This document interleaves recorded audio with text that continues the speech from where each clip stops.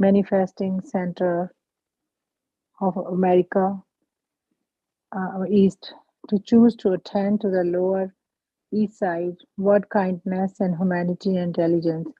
Alan Ginsberg from his introduction to the Macmillan Bhagavad Gita as it is.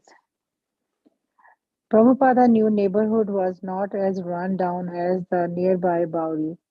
Thought it certainly was less than quaint. Right across from his storefront, a row of tombstones looked out from the somber, dimly lit display window of Weitzner Brothers and Pepper Memorials.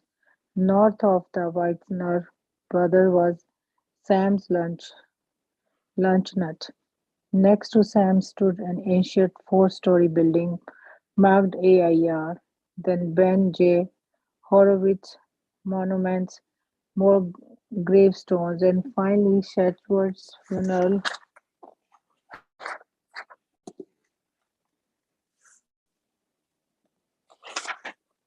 home. On the next block, at number 43, a worn canvas awning jutted out on the sidewalk.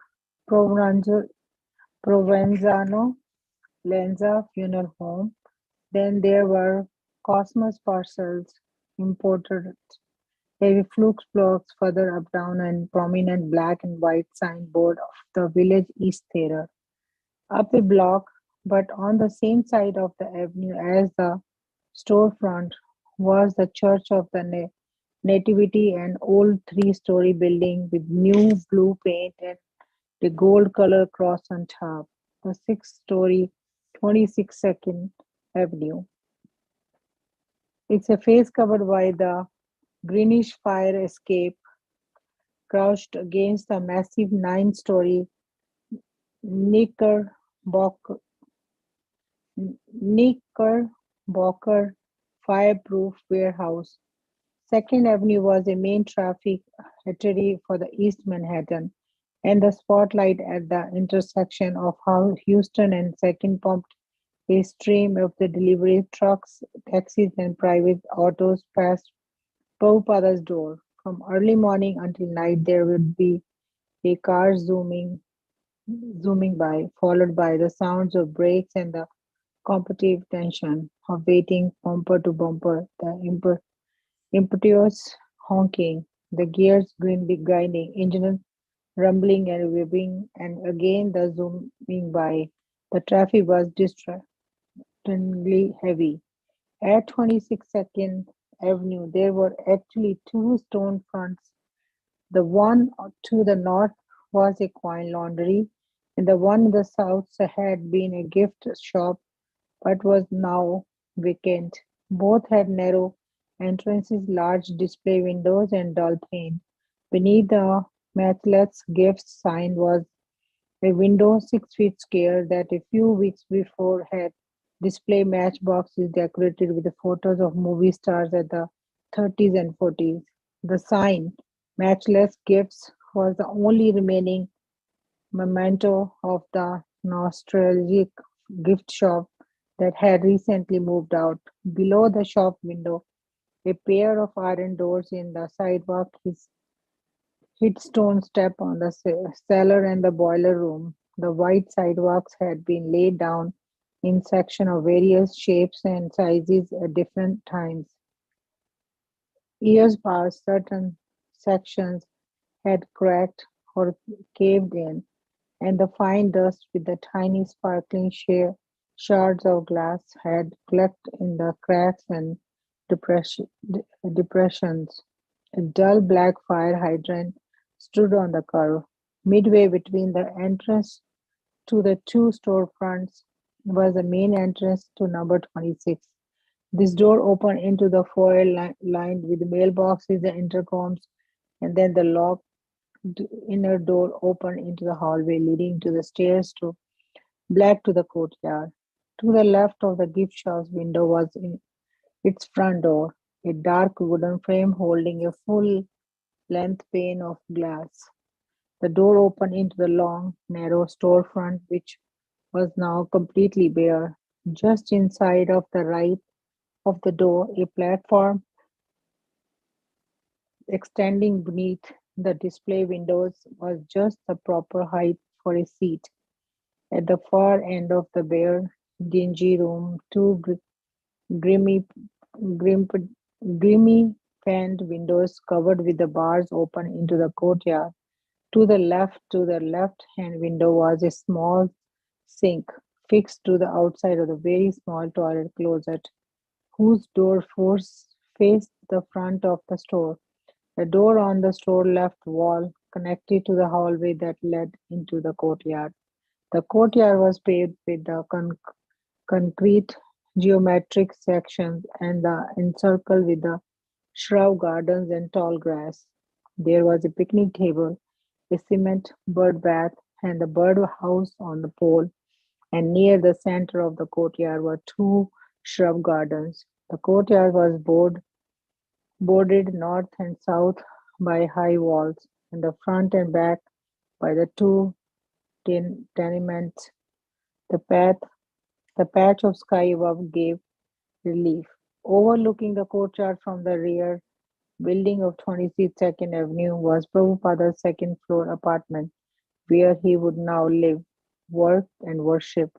With help from his Bowery friends, he had cleaned and settled into his new home in the back room, his office. He had placed against one wall a thin cushion with an elephant print cover, and in front of the cushion his unpainted metal suitcase, which served as a desk.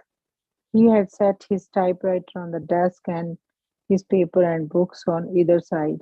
This became his work area. He manuscript bundle in saffron cloth, his stock of Srimad Bhagavatam, and his few personal effects he kept in the closet opposite his desk. On the wall above his sitting place, he hung an Indian calendar print of Lord Krishna. Krishna, as a youth, was playing on his flute with a cow close behind him. Lord Krishna was standing on the planet Earth, which curved like the top of a small hill beneath his feet. There were two windows on the east wall, and the dappled morning sunlight filtering in through the fire escape fell across the floor. The next room was bare except from the fancy coffee table, which became Prabhupada's altar. Here he placed a framed picture of Lord Chaitanya and his associates. On the wall he hung an Indian calendar print of four-armed Lord Vishnu and Ananta, Sesa, and the terrestrial snake. And as in the body loft, he put up a cloth line. Both rooms were freshly painted, and the floors were clean hardwood parquet. The bathroom was clean and serviceable, as was the narrow, furnished kitchen. Prabhupada would sometimes stand by the kitchen window gazing beyond the courtyard wall. He had moved here without any prospects of paying the next month's rent. Although Carl, Mike, Carol, James, Bill, and others had encouraged him to move here, some of them now found it little inconvenient to visit him regularly, but they all wished him well and hoped new people would come here to help him. They felt that this location was the best yet, and, and he seemed more comfortable here. At the Paradox, Bill would spread the word of Swamiji's new address. The lowest east side has a history of change and human suffering as old as New York. 300 years before the Prabhupada's arrival, it had been part of the Peter Stuyvesant's estate. Today's landmark of the Tompkins Square Park had then been a salt marsh known as a Stuyvesant's swamp. The Lower East Side first became a slum in the 1840s when thousands of Irish immigrants, driven by the Irish potato famine, came and settled. 2 decades later, the Irish became the image of the American to the next immigrants, the Germans, who gradually grew in numbers to become the largest immigrant group in New York City. Next came East European Jews, Poles, and Ukrainians, and by 1900s, the Lower East Side had become the most densely popular Jewish ghetto in the world. But in the next generation, the ghetto began to break up. The Jews moved to the suburbs and economic advancement. Next, the Port-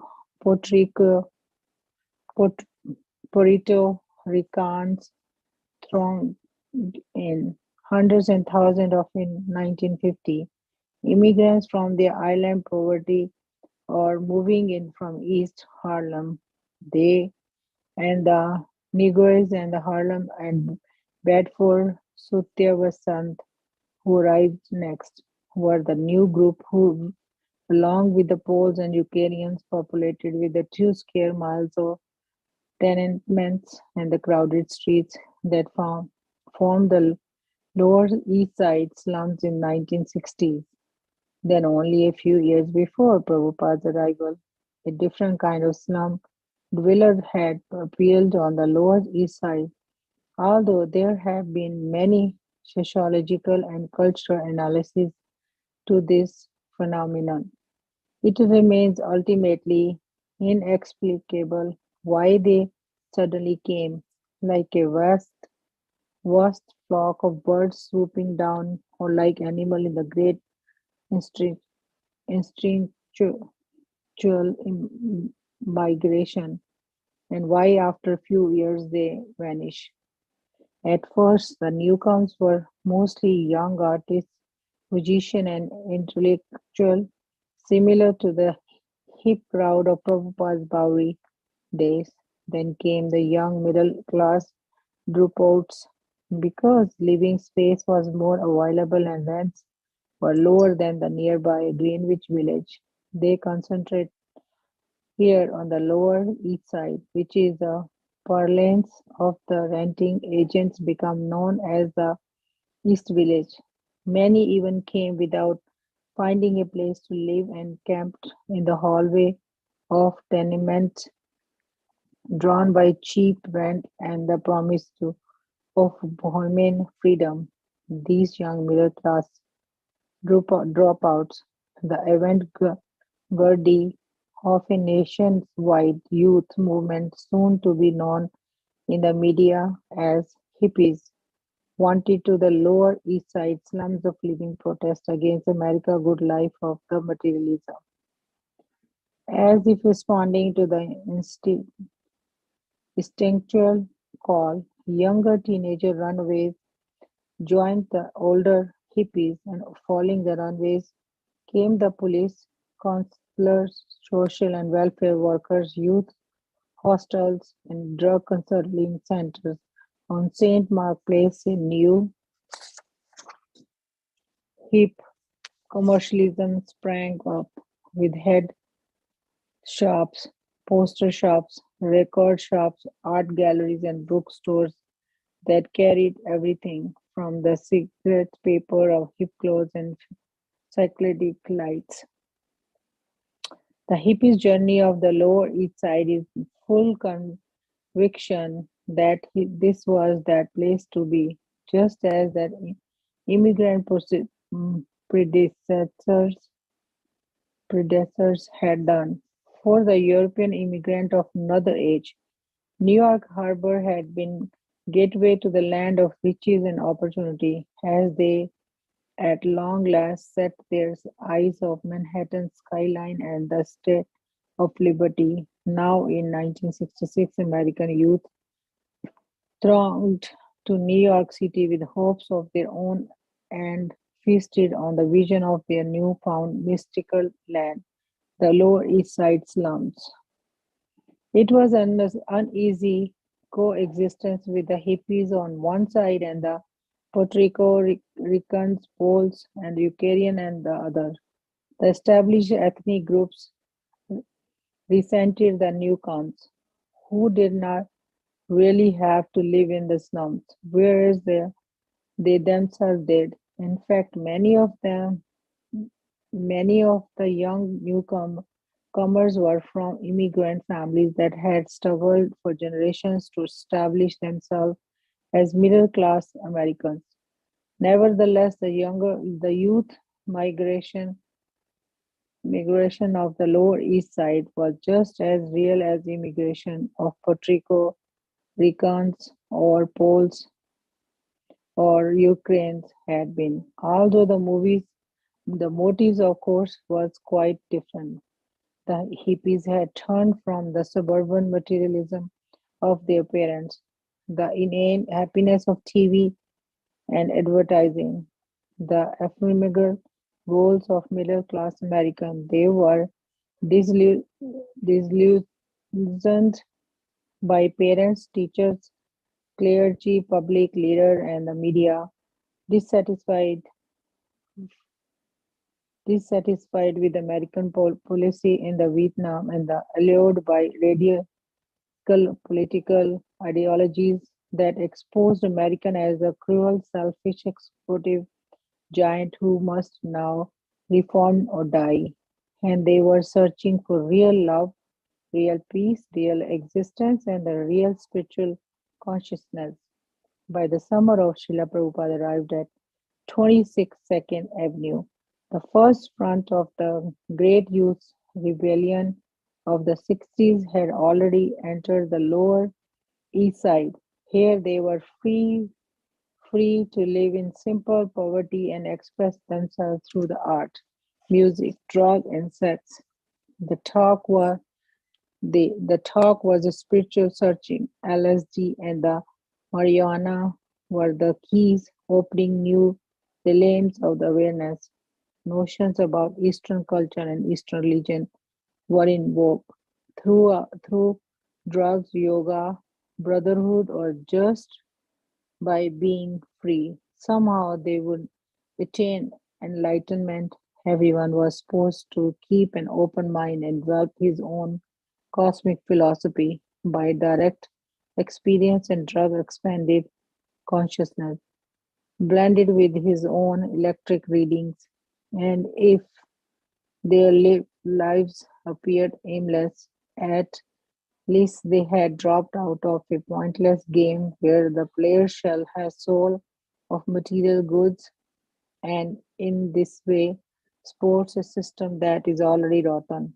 So it was that in 1966, thousands of young people were walking the streets of the Lower East Side, not simply intoxicated or crazy, thought they often were, but in search of life's ultimate answer in complete disregard of the establishment and the day of day life pursued by millions of straight Americans, that the prosperous land of America could breed so many discontented youths surprised Prabhupada. Of course, it also further proved that material well being, the hallmark of America life, couldn't make people happy.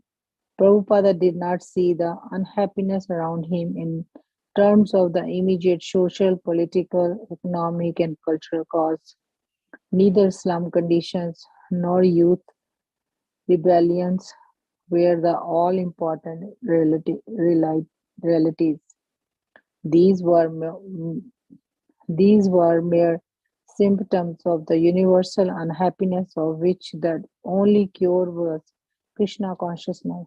He sympathized with the miseries of everyone, but he saw the universal solution.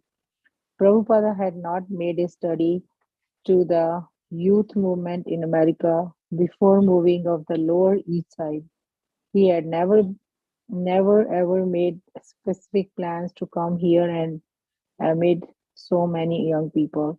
But in the 10 months since Calcutta, he had been moved by a force of circumstances, or as he understood it, by Krishna will, from one place to another. One, the older of his spiritual master, he had come to America, and by Krishna's will, he had come to the Lower East Side.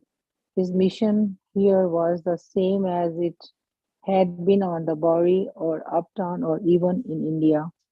He was fixed in the order of his spiritual master and the Vedic view, and the view that wasn't going to be influenced by the radical change of the 1960s.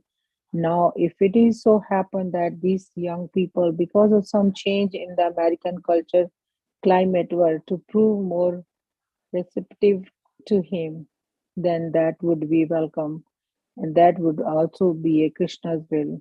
Actually, because of the ominous influence of the Kali millennium, this was historically the worst of time for spiritual cultivation, the hippie revolution or not. And Srila Prabhupada was trying to transplant Vedic culture into a more aligned ground that had any previous spiritual master.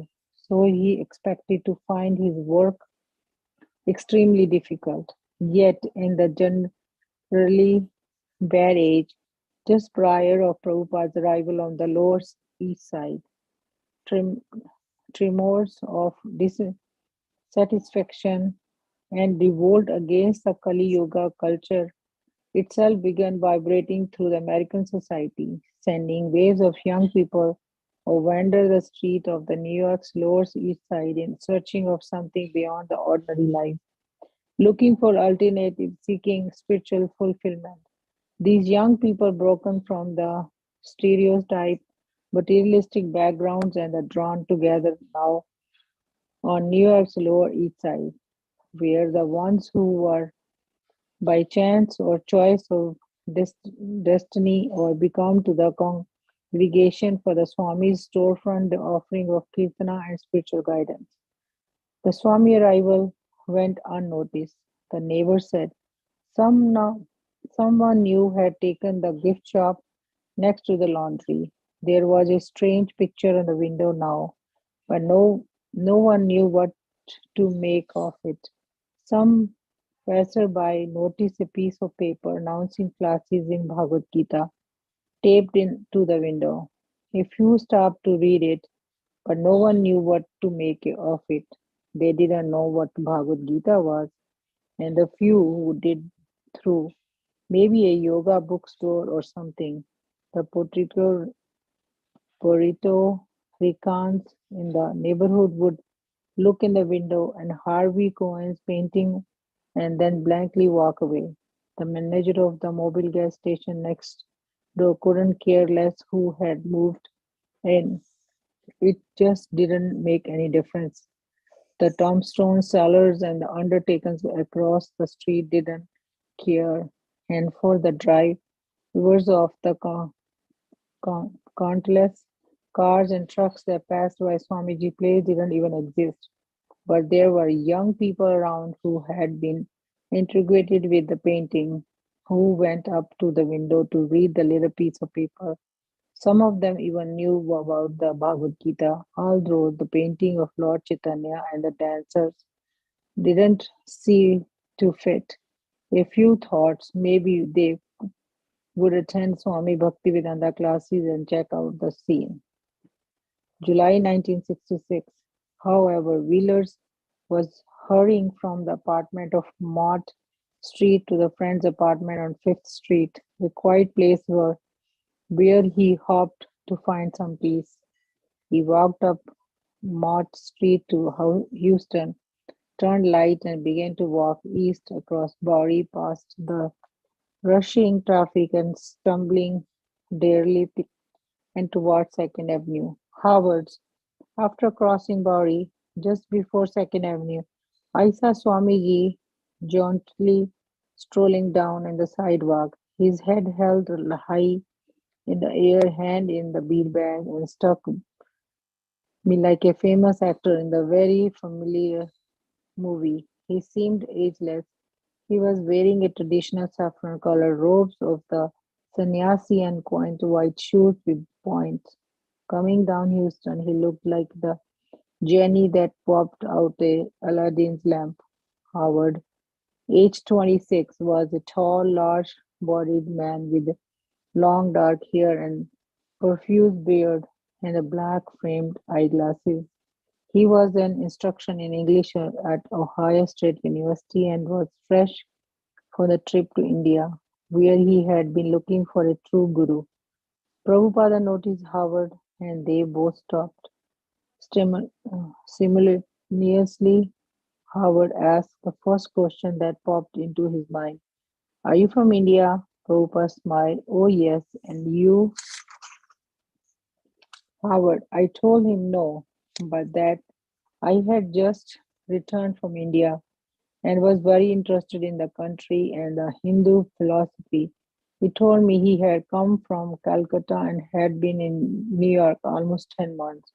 His eyes were fresh and cordial as a child's, and even standing before the truck that roared and rumbled their way down Houston Street, he emitted a cool tranquility that was unshakably established in something far beyond the great metropolis that rode around us.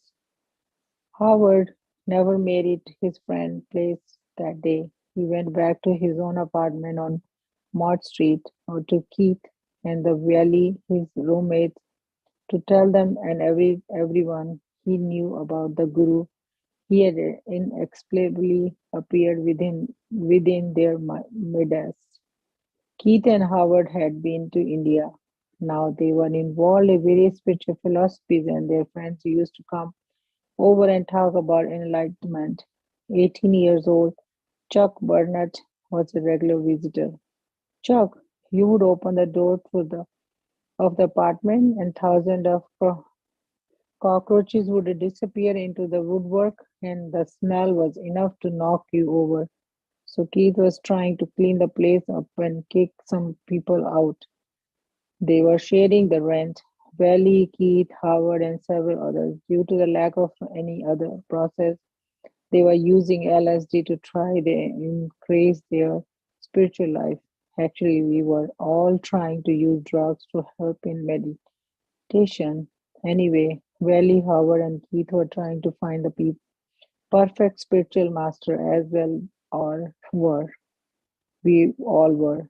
Howard remembers his own spiritual seeking as reading books to Eastern philosophy and religious, burning lots of candles and incense, and taking ganja and peyote in LCD, the aids to meditation. Actually, it was more intoxication than meditation. Meditation was a euphemism that somehow connected out our high with our reading. Keith, 29, the son of a Southern Baptist minister, was a PhD candidate in history at Columbia University. He was preparing his thesis on the rise of rebellism in the southern United States. Dressed in all denim, cut-off sandals and t-shirts, he was something of a guru among the Mott Street coterie. Valley was in his 30s, shabbily dressed, bearded, intellectual, and well-read in Buddhist literature. He had been a radio engineer in the army and, like his roommates, was unemployed. He was reading Alan Watts, Herman Hesse, and others, talking about spiritual enlightenment and taking LSD. In India, Howard and Keith had visited Howard Rishikesh, Benares, and other holy cities, experiencing Indian temples, hashish, and dentistry. One evening in Calcutta, they had come upon a group of sadhus chanting Hare Krishna mantra and playing hand cymbals. For Howard and Keith, as for many Westerns, the essence of Indian philosophy with the sanskaras, doctrine of impersonal oneness. Everyone is false except the one impersonal spirit. They had bought books that told them whatever way you express your faith, that way it is a valid spiritual path. Now the three roommates, Howard, Keith, and Valley, began to mix various philosophies into the hodgepodge of their own. Howard would mix in the little Whitman, Emerson theorists of the Blake. Keith would cite biblical references, and Valley would add a bit of Buddhist wisdom, and they all kept up on Timothy, Larry, Thomas I. Kempis, and many others, the whole mixture being subject to a total revolution revelation whenever one of the group experienced a new cosmic insight thought through LSD. This was the group that Howard returned to the day in July. Ex- Excitedly, he told them about the Swami, how he looked and what he had said. Howard told how after they had stood and talked together, the Swami had mentioned his place nearby on Second Avenue, where he was planning to hold some classes. Howard, I walked around the corner with him. He pointed out a small store front building between First and Second Street, next door to Mobile Filling Station. It had been a curiosity shop, and someone had painted the wall words matchless gifts over the windows. At that time, I didn't realize how uh, prophetic those words were. This is a good idea, he asked me. I told him that I thought it was. I had no idea what he was going to offer at his classes, but I knew that all my friends would be glad that Indian Swami was moving into the neighborhood. The word spread, although it wasn't so easy now. The Carl Jurgens and a certain others to come up in front of Bowery and Chinatown. They had other things to do. Roy Dubois, a 25-year-old writer and comic books, had visited Prabhupada on the Bowery, and when he heard about Swami's new place, he wanted to drop by. James Green and Bill Espin had not forgotten the Swami, and they wanted to come. The Paradox Restaurants was still a live connection and brought new interested people, and others like Stephen Guranio saw the Swami's sign in the window. Steve, age 26, was a caseworker for the city's welfare department, and one day on his lunch break, and he was walking home from the welfare office on Fifth Street and Second Avenue. He saw the Swami sign taped on the window. He had been reading the paper back Gita and promised himself he would attend the Swami's class. That day, as he stood with the Swamis before the stone front, Howard had also noticed the little sign on the window. Lecture in Bhagavad Gita, A.C. Bhaktivedanta Swami, Monday, Wednesday, and Friday, 7 to 9 p.m. Will you bring your friends? Prabhupada had asked. Yes, Howard promised Monday evening. Then somebody can continue now.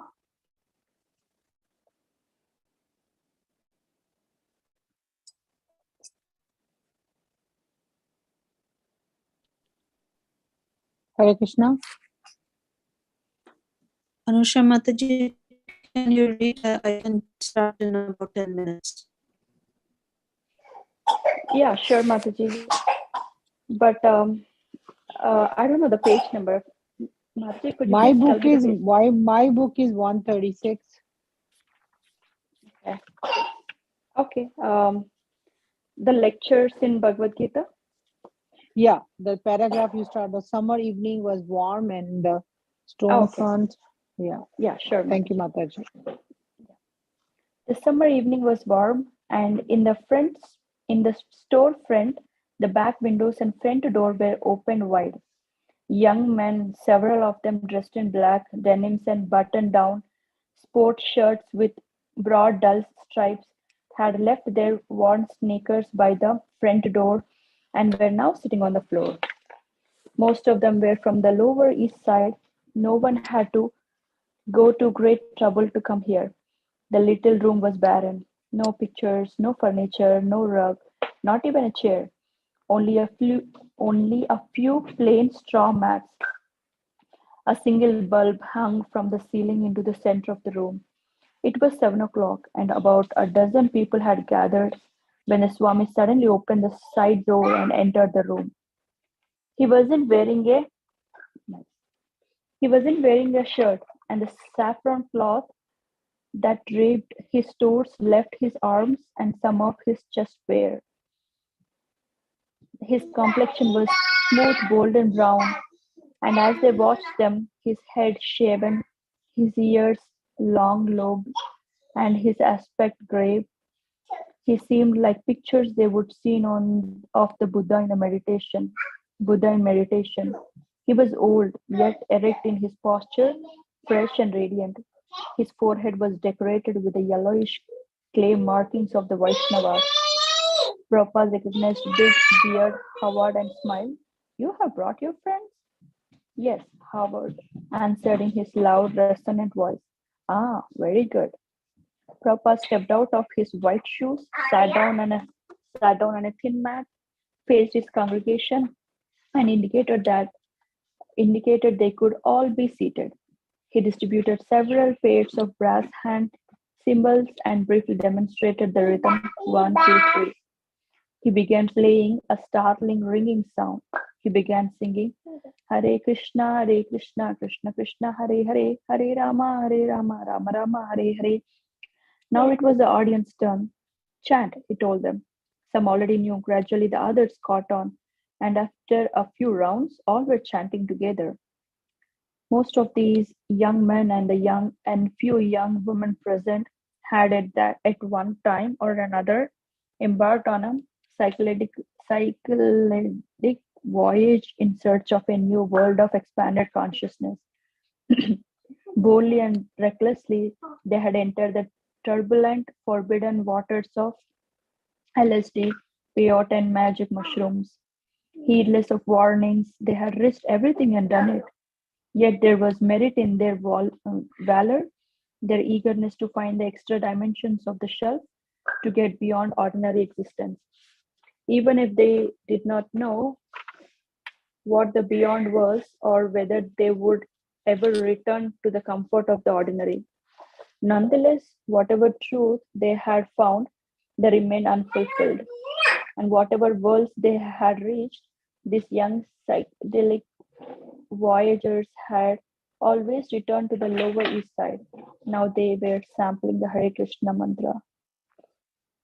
When the kirtan suddenly sprang up from the Swami's cymbals and sonorous voice, they immediately felt that it was going to be something far out.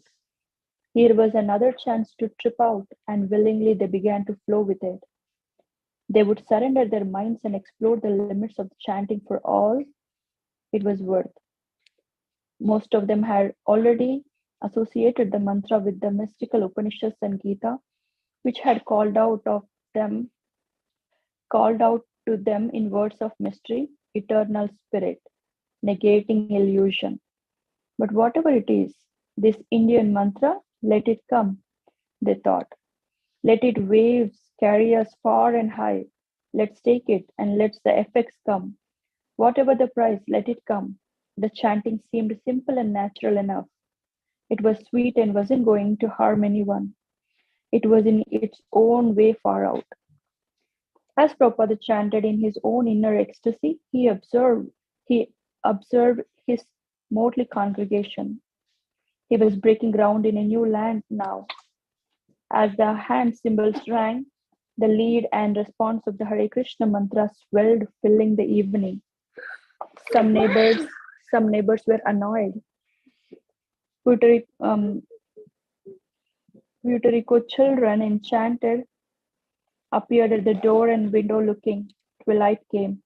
Puerto Rican children enchanted appeared at the door and window looking. Twilight came.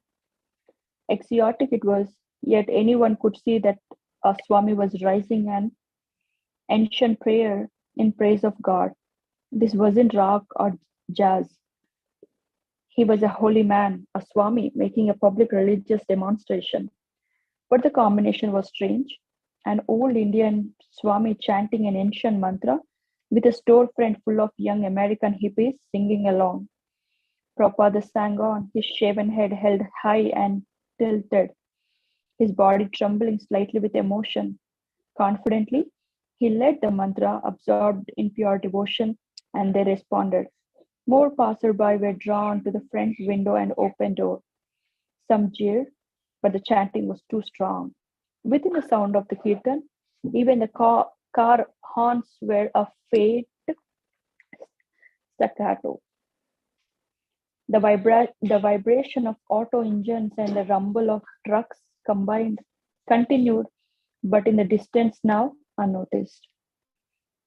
Gathered under the dim electric light in the bare room, the group chanted after the leader, growing gradually from a feeble, hesitant chorus to an approximate harmony of voices.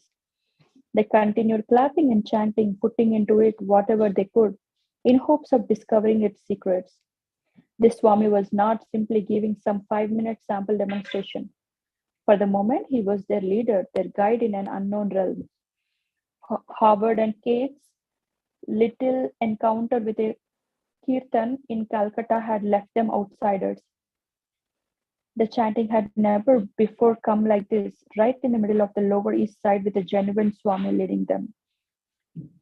In their minds were psychedelic ambitions to see the face of God, fantasies and visions of Hindu teachings, and the presumptions that it was all impersonal.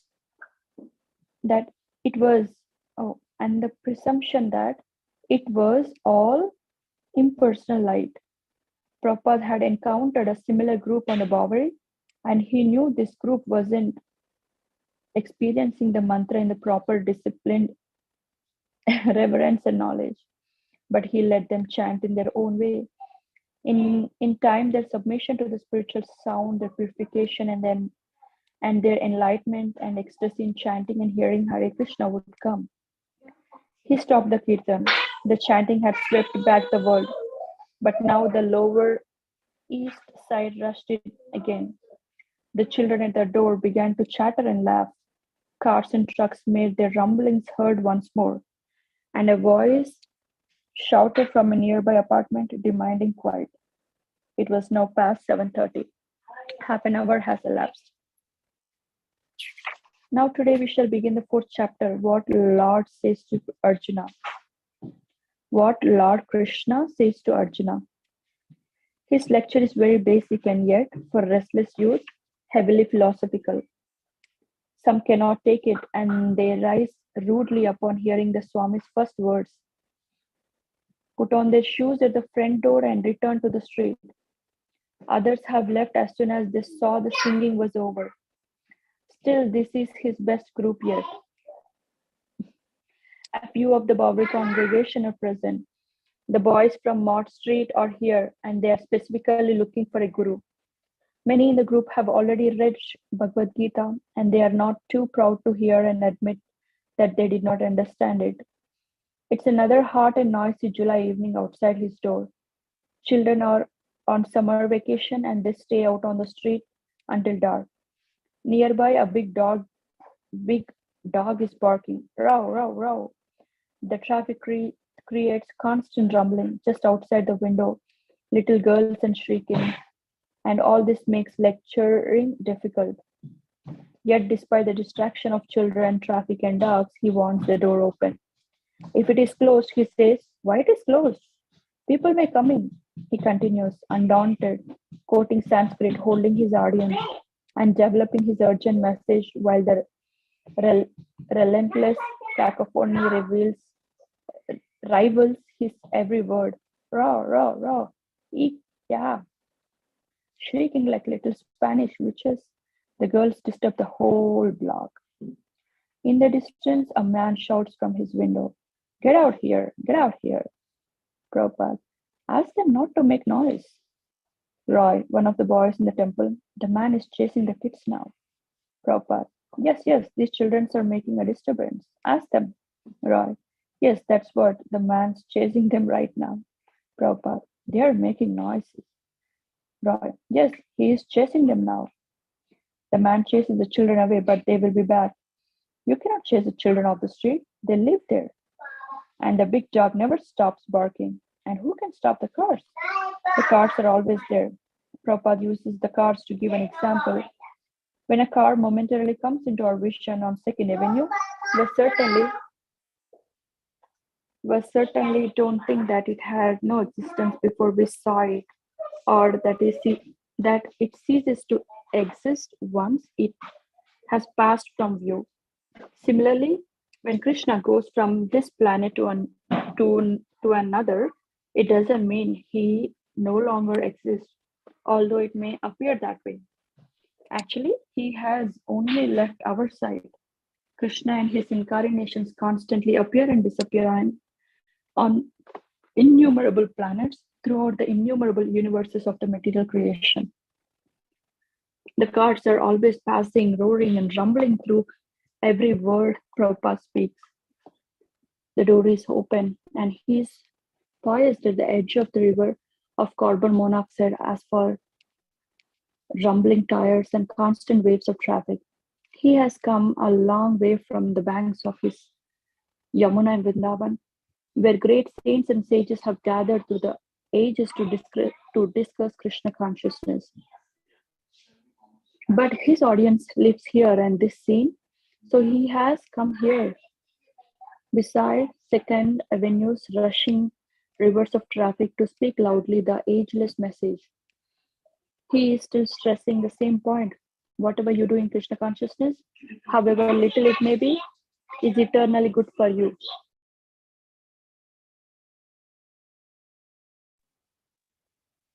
Yet now, more than uptown or on the Bowery, he is calling his hearers to take to Krishna consciousness fully and become devotees. He assures them, anyone can become a devotee and friend of Krishna like Arjuna. You will be surprised that Lord Chaitanya's principal disciples were all so-called fallen in society. He appointed Haridasa Thakur to the highest position in his spiritual mission, although he happened to take birth in a Mohammedan family. So there is no bar for anyone. Everyone can become spiritual master, provided he knows the science of Krishna. This is the science of Krishna, this Bhagavad Gita. And if anyone knows it perfectly, then he becomes a spiritual master. And this transcendental vibration, Hare Krishna, will help us by cleaning the dust from the mirrors of our mind. On the mind, we have accumulated material dust. Just like on the 2nd Avenue, due to the constant traffic of motor cars, there is always a creation of dust over everything. Similarly, by our manipulation of materialistic activities, there are some material dust which are accumulated on the mind, and therefore we are unable to see things in true perspective. So this process, the vibration of the transcendental sound, Hare Krishna, Krishna Krishna, Hare Hare, Hare Rama, Rama Rama, Hare Hare, will cleanse the dust. And as soon as the dust is cleared, then as you see your nice face in the mirror, similarly you can see your real constitutional position as spirit soul. In Sanskrit language, it is said, Bhava Mahadavagni. Lord Chaitanya said that. Lord Chaitanya said that. Lord Chaitanya's picture you have seen in the front window. He is dancing and chanting Hare Krishna. So it doesn't matter what a person was doing before, what sinful activities. A person may not be perfect at first, but if he is engaged in service, then he will be purified. Suddenly a Bowery, the derelict enters, whistling and drunkenly shouting. The audience remains seated, not knowing what to make out of it. Drunk. How are you? I'll be right back. I brought another thing. Prabhupada, don't disturb. Sit down. We are talking seriously. Drunk. I will put it up there in a church. All right? I'll be right back. The man is white-haired with a short, grizzly beard and frowsy clothing. His orders reeks through the temple, but then he suddenly caroms out the door and is gone. Prabhupada chuckles softly and returns immediately to his lecture. So it doesn't matter what a person was doing before. If he engages in Krishna consciousness, chanting Hare Krishna and Bhagavad Gita, it should be concluded that he is a saint. He is a saintly person. Apichet Sudarcharo. Suduracharo. Never mind if he may have some external immortal habit due to his past association. It doesn't matter. Some way or other, one should become Krishna conscious. And then gradually he will become a saintly person as he goes on executing his process of Krishna consciousness. There is a Mataji, I can story about how habit is second nature. Yeah, sure, Mataji. I will continue for a while and then you can take over. Sure. I just wanted to. Okay, Mataji, thank you. There is a story about how habit is second nature. There was a thief and he went on pilgrimage with some friends. So at night, when the others were sleeping, because his habit was to steal at night, he got up and was taking someone's baggage. But then he was thinking, oh, I have come to this holy place of pilgrimage, but still I'm committing theft by habit. No, I shall not do it. So then he took someone's bag and put it in another's place, and for the whole night the poor fellow moved the bags of the pilgrims from here to there. But due to his conscience, because he was on a holy pilgrimage, he did not actually take anything. So in the morning, when everyone got up, they looked around and said, where is my bag? I don't see it. And another man says, I don't see my bag. And then someone says, oh, there's your bag. So there was some row, so they thought, what is the matter? How has it so happened? Then the thief rose up and told all of the friends, my dear gentlemen, I'm a thief by occupation, and because I have that habit to steal at night, I could not stop myself. But I thought, I have come to this holy place, so I won't do it. Therefore, I placed one person's bag in another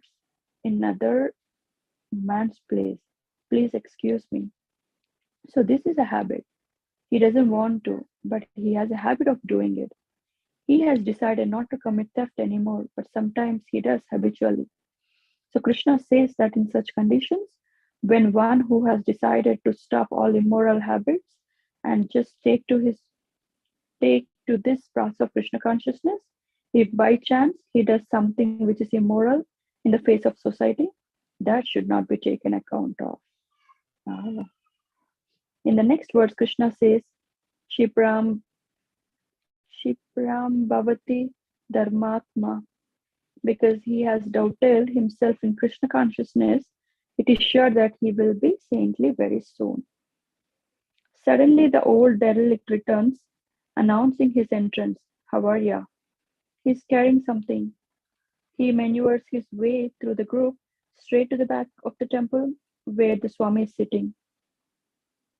He opens the toilet room door, puts 2 rolls of the bathroom tissue inside, closes the door, and then turns to the sink, sits some paper towels on top of it, and puts 2 more rolls of the bathroom tissue and some more paper towels under the sink. He then stands and turns around towards the Swami and the audience. The Swami is looking at him and asks, what is this? The bum is silent now. He has done his work. Prabhupada begins to laugh, thanking his visitor, who is now moving toward the door. Thank you very much. The bum exits. Just see, Prabhupada now addresses his congregation. It is a natural tendency to give some service. Just see, he's not in order, but he thought that here is something. Let me give some service. Just see how automatically it comes. This is natural. The young men in the audience look at one another.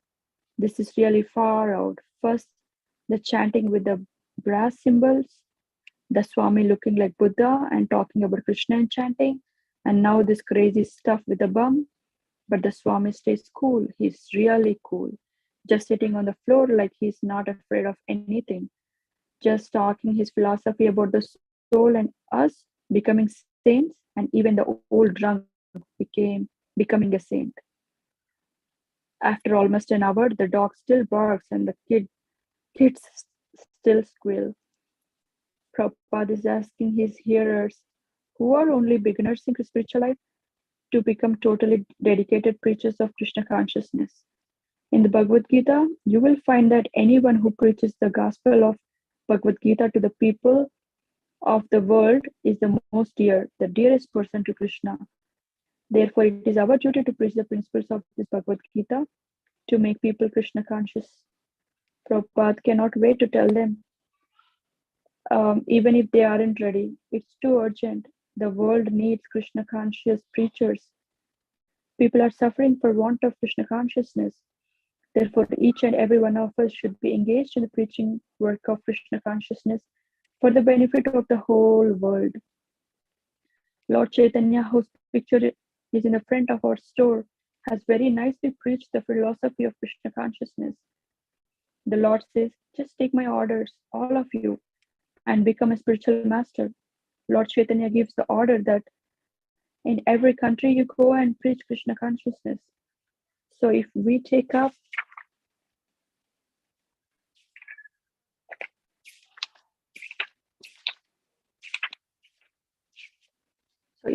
this missionary work to preach Bhagavad Gita as it is, without interpretation and without any material motives behind it, as it is, then Krishna says it shall be done. We should not have any attraction for worldly activities, otherwise we cannot have Krishna. But it doesn't mean that we should be inimical to the people of the world. No, it is our duty to give them highest instruction that you become Krishna conscious. And a young man in the audience seems unable to contain himself and begins making his own incoherent speech. Prabhupada, no, you cannot disturb just now, man standing up. Now, wait a minute, man. A quarrel begins as others try to quiet him. Prabhupada, no, not just now. No, you cannot ask just now, man. Well, I'm trying to talk. Prabhupada, no, just now you cannot ask, man. But wait a minute, man, wait. Prabhupada, why do you interfere just now? We have a regular question time. Others in the audience, let the man finish. Yeah, let him talk. The man's supporters defend his right to speak, while others try to silence him. Second man, I have just one question, please. How long is an individual allowed or expected to go on without any type of thought? How long? Prabhupada, I am not finished. We will give question time after finishing the talk. The parties go on quarreling. All right, I'm very glad you're curious, but please wait. Have some patience because we have not finished. As soon as we finish, after 5 minutes, 10 minutes, I will tend to your question. Don't be impatient, sit down. The audience quiets down and the Swami goes on with his talk. After 5 minutes, Prabhupada, all right, this gentleman is impatient. We shall stop here. Now, what's your question, sir? Man, practically, we tend to place emphasis on those we identify with the fact itself. Many people are meant to explain why the force and where forces of the metaphysical truth that I think, therefore I am. Prabhupada, what is your particular question? Man, I have no answer to that question, rather, but that I attempt, I live, I breathe. Prabhupada, yes, man. So ability. Tell me why I have nothing to do with it. May I understand the why, force, and wheres? Prabhupada, that's all right. Man, I have difficulty in you. I have difficulty in saying, Prabhupada, so long as we are in this material world, there are so many problems. Man, not many problems. It is not many problems. This is the greatest fact I have. I know. Prabhupada, yes, man. I also know that the whys and wherefores of my particular. Prabhupada, yes, man. I did not come here, but let me explain my position. This isn't it necessarily. I feel I must I think the difference is to learn. You will find it innumerable times by the same token. Maybe we are able to reconcile the fact of individual being for a long time to find out why. Prabhupada, turning to one of the boys. Roy, can you answer his question? It is a general question. You can answer. Yes? Roy turns sympathetically to the rambling questioner, and Prabhupada addresses his audience. Enough questions. His voice now seems tired and resigned. Let us have kirtan. And the lower east side once again abates. The chanting begins. The brass cymbals, Prabhupada's voice carrying the melody, and the audience responding. It goes for half an hour, and then stops. It is now 9. The audience sits before Swamiji while a boy brings him an apple, a small wooden bowl, and a knife. As most of the audience still sits and watches, gauging the after effects of the chanting, as though it had been some new drug, the Swami cuts the apple in half, then in fourths, then in eighths, until there are many pieces. He takes one himself and asks one of the boys to pass the bowl around. Pass the bowl around. Swamiji holds back his head and deftly pops a slice of apple into his mouth without touching his fingers to his lips. He chews a bit, ruminating, his lips closed. The members of the congregation munch silently on little pieces of apple. Prabhupada stands, slips into his shoes, and exits through the side door. Yes, Mataji, you can continue.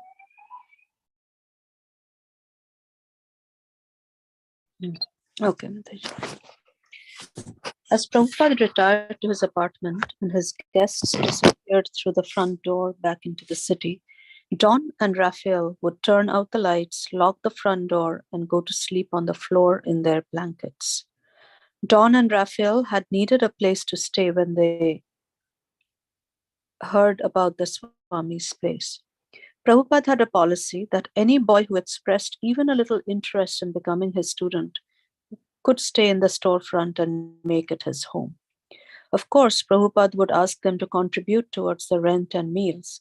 But if, like Don and Raphael, they had no money, then it was still all right, provided they helped in other ways.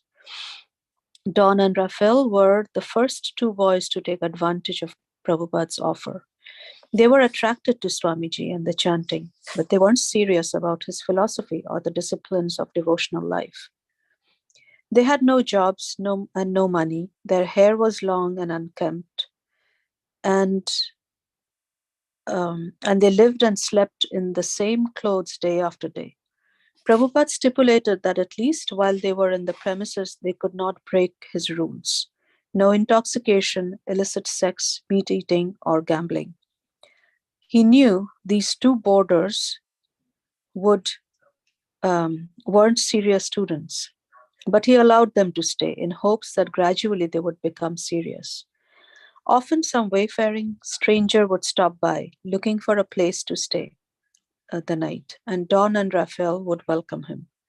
An old white bearded Indian turned Christian who was on a walking mission proclaiming the end of the world and whose feet were covered with bandages once slept for a few nights on a wooden bench in the storefront.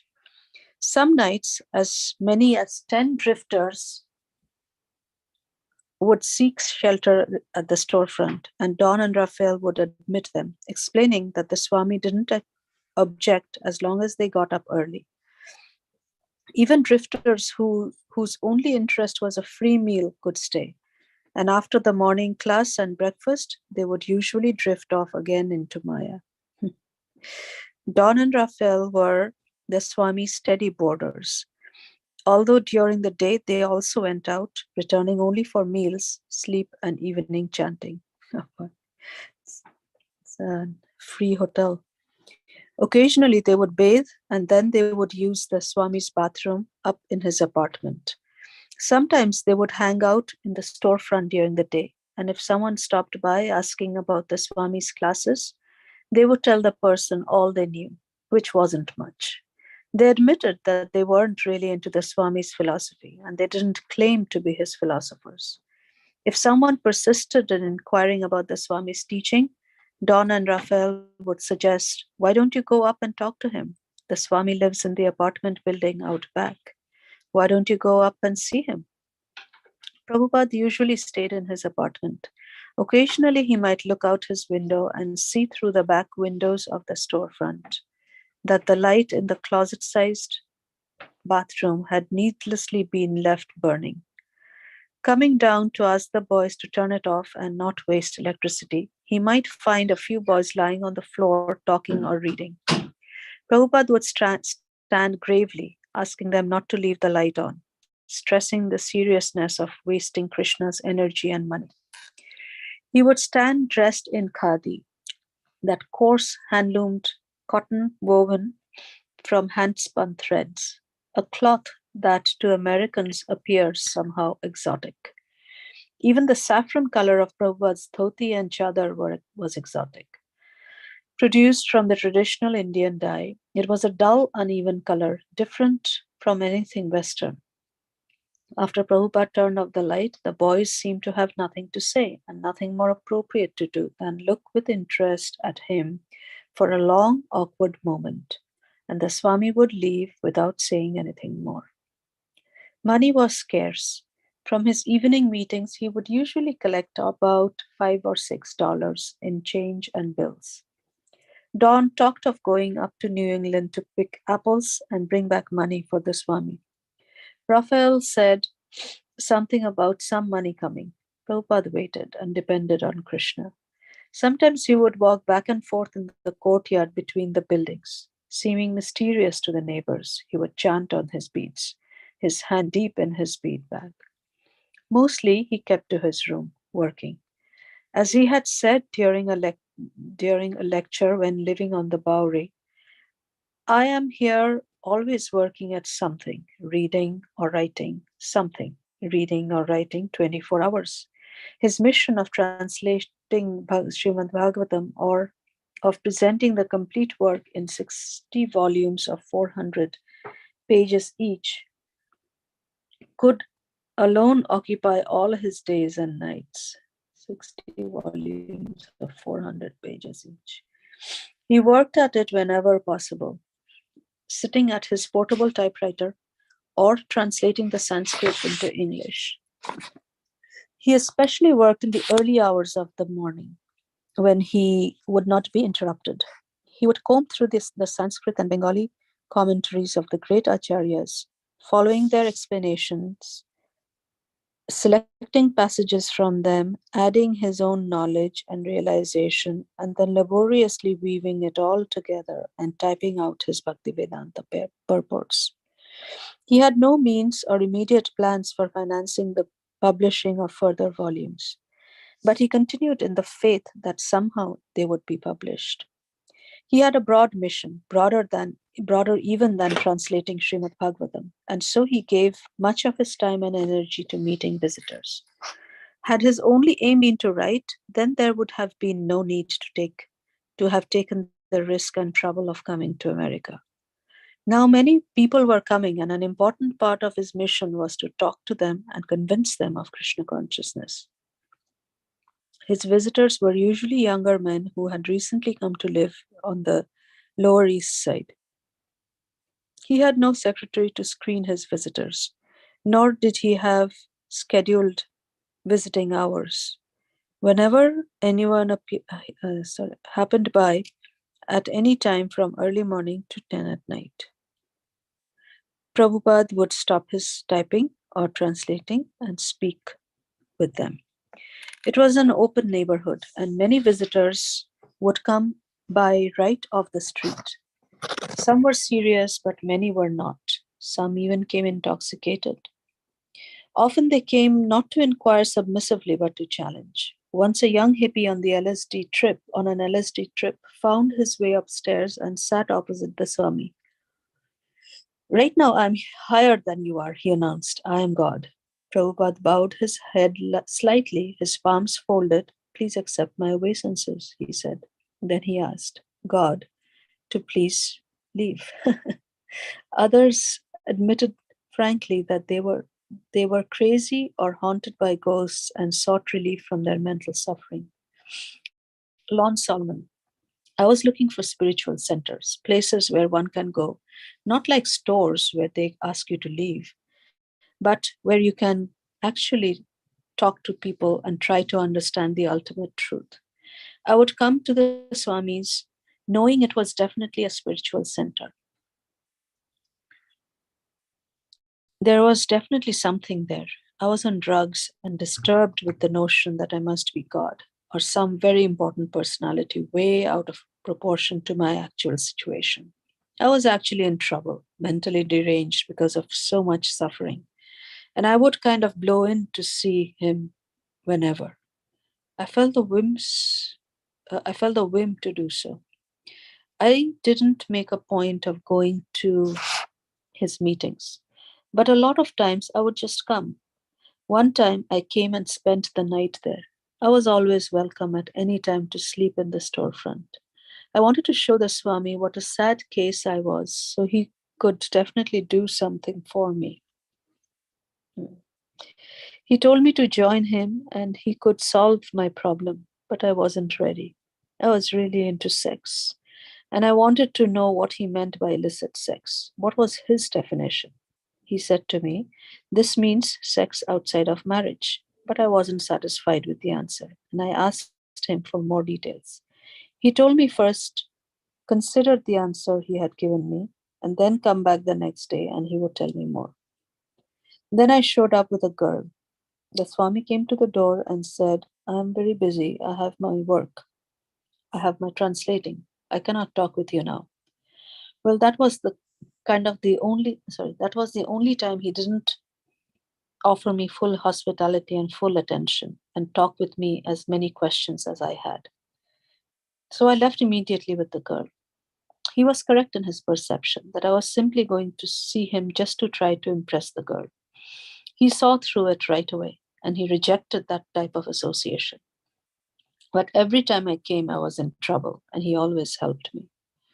Sometimes young men would come with scholarly pretensions to test the Swami's knowledge of Bhagavad Gita.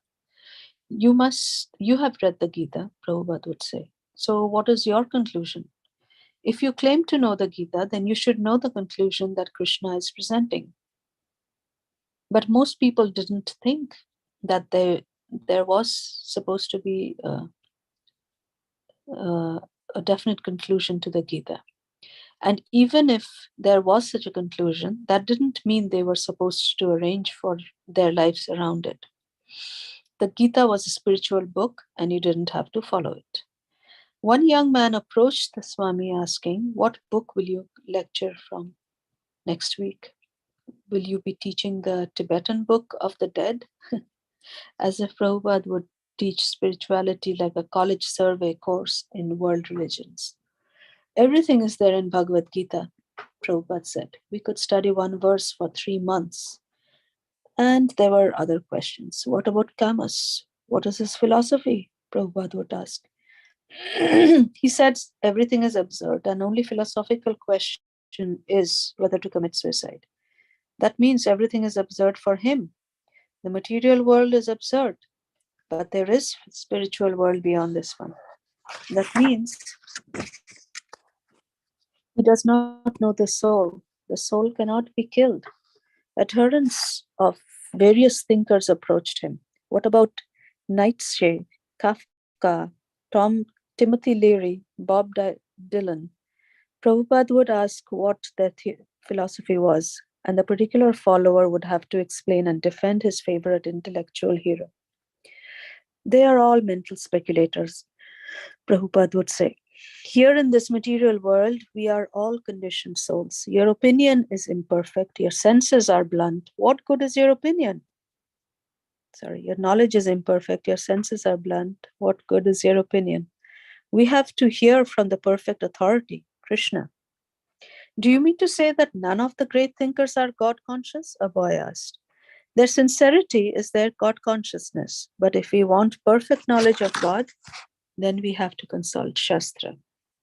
Often there were challenges, but under the Swami's stare and hard logic, the challenger would usually trail off into thoughtful silence. Is the spiritual knowledge of China advanced? Prabhupada would sometimes answer simply by making a sour face. Well, I'm a follower of Vedanta myself. Do you know what Vedanta means? What is the first aphorism of Vedanta Sutra? Do you know? No, then how can you speak of Vedanta? Vedescha sarve rahameva vedya. Krishna says that. He is the goal of Vedanta. So if you are a Vedantist, then you must become Krishna conscious. What about the Buddha? Do you follow him? No. No, you just talk. Why don't you follow? Follow Krishna. Why don't you follow? Follow Krishna, follow Christ, follow Buddha, but don't just talk. This sounds the same as Christianity. How is it any different? It is the same, love of God. But who is a Christian? Who follows? The Bible teaches, thou shalt not kill, but all over the world, Christians are experts in killing. Do you know that? I believe that Christians say that Jesus Christ died for our sins. So why are you still sinning? Although Prabhupada was a stranger to America, they were strangers to absolute knowledge. Whenever anyone would come to see him, he wouldn't waste time. He talked philosophy, reason, and argument. He constantly argued against atheism and impersonalism. He spoke strongly to prove the existence of God and the university of Krishna consciousness. He talked often and vigorously day and night, meeting all kinds of questions and philosophies. He would listen also, and he heard a wide range of local testimonies. He heard the dissatisfaction of young Americans with the war and with American society. One boy told him he didn't want to get married because he couldn't find a chaste girl. It was better to go with prostitutes. Another confided that his mother had planned to abort him, but at the last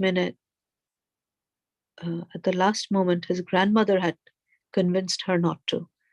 He heard about homosexuals. Someone told him that the city of New York considered it chic to eat the flesh of aborted babies. What? Someone told that a set of New Yorkers considered it chic to eat the flesh of aborted babies, and in every case he told them the truth. He talked with Marxists and explained that although Marx says that everything is the property of the state, the fact is that everything is the property of God. Only spiritual communism, which puts God in the center, can actually be successful. He discounted LSD visions as hallucinations and explained how God can be seen factually and what God looks like. Although these one-time visitors came and went away, a few new friends began to stay on, watching the Swami deal with different guests. They began to appreciate the Swami's arguments, his concerns for people, and his devotion to Krishna. He seemed actually to know how to help people, and he invariably offered them Krishna consciousness as much as they could take as the solution to their problems. A few began to take the Swami's message to heart. We shall call our society ISKCON. Prabhupada had laughed playfully when he first coined the acronym. He had initiated the legal work of incorporation that spring while still living on the Bowery. But even before its legal beginning, he had been talking about his International Society for Krishna Consciousness. And so it had appeared in letters to India and in the Village Voice. A friend had suggested a title that would become more familiar to Westerners, International Society for God Consciousness. But Prabhupada had insisted Krishna consciousness. God was a vague term, whereas Krishna was exact and scientific. God consciousness was spiritually weaker, less personal. And if Westerners didn't know that Krishna was God, then the International Society for Krishna Consciousness would tell them by spreading his glories in every town and village. Krishna consciousness was Prabhupada's own rendering of a phrase from Srila Rupa Goswami's Padyavali, written in the 16th century, Krishna Bhakta Rasa Bhavita. To be absorbed in the mellow taste of Krishna, mellow taste of executing devotional service to Krishna. But to register ISKCON legally as a non-profit, tax-exempt religion required money and a lawyer. Karl Jürgens had already gained some experience in forming religious, political, and social welfare groups. And when he had met Prabhupada on the Bowery, he had agreed to help. He had contacted with his lawyer, Stephen Goldsmith. Stephen Goldsmith, a young Jewish lawyer with a wife and 2 children and an office on Park Avenue, was interested in spiritual movements. When Karl told him about Prabhupada's plans, he was immediately fascinated by the idea of setting up a religious corporation for an Indian Swami. He visited Prabhupada at 26 Second Avenue, and they discussed incorporation, tax exemption, Prabhupada's immigration status, and Krishna consciousness. Mr. Goldsmith visited Prabhupada several times. Once he brought his children, who liked the soup the Swami cooked. He began attending the evening lectures, where he was often the non-hippie member of the congregation. One evening, having completed all the legal groundwork and being ready to complete the procedures for incorporation, Mr. Goldsmith came to Prabhupada's lecture and kirtan to get signatures from the trustees for the new society. Prabhupada is lecturing, July 11. Mr. Goldsmith, wearing slacks and a shirt and tie, sits on the floor near the door, listening earnestly to the lecture, despite the distracting noises from the neighborhood. Prabhupada had been explaining how scholars misled innocent people with non-devotional interpretations of the Bhagavad Gita.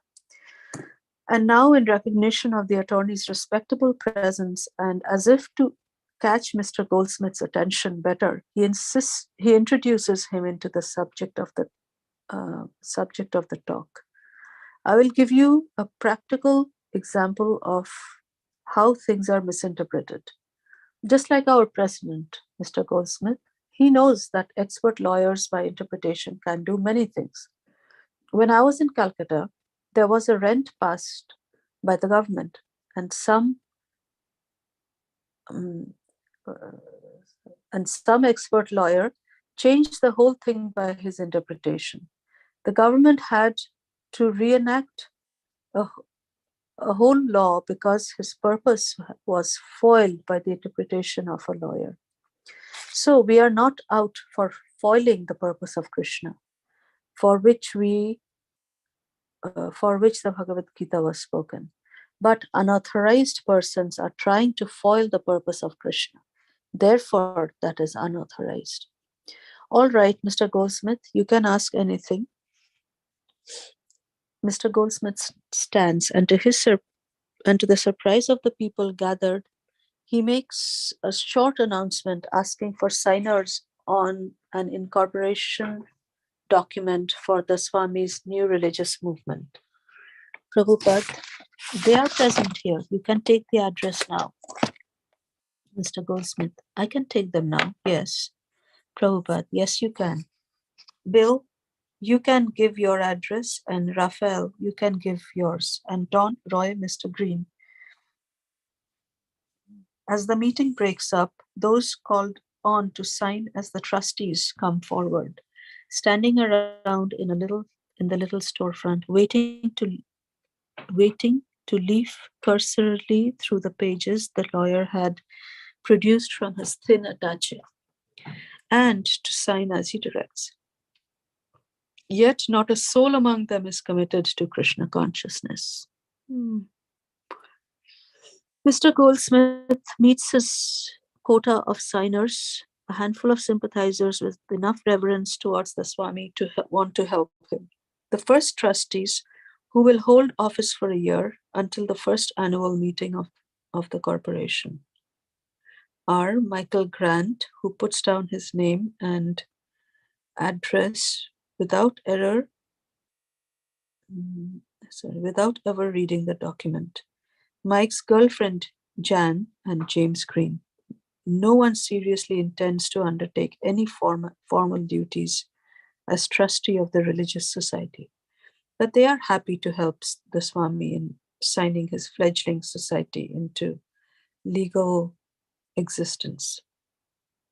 According to a law, the second group of trustees would assume office for the second year. They are Paul Gardner, Roy, and Don.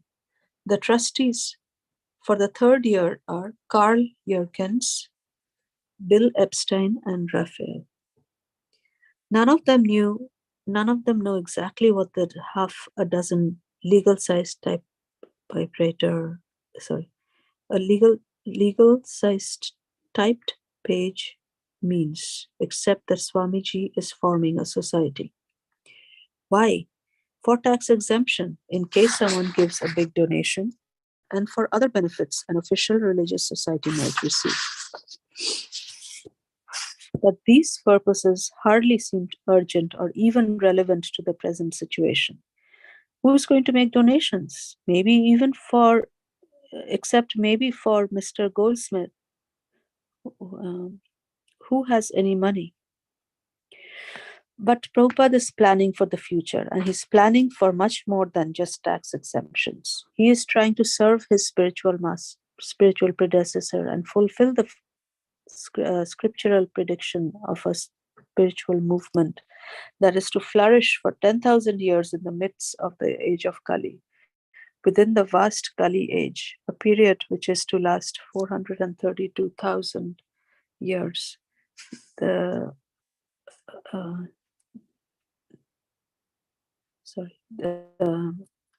Within the Kali age, the 1960s are but a insignificant moment.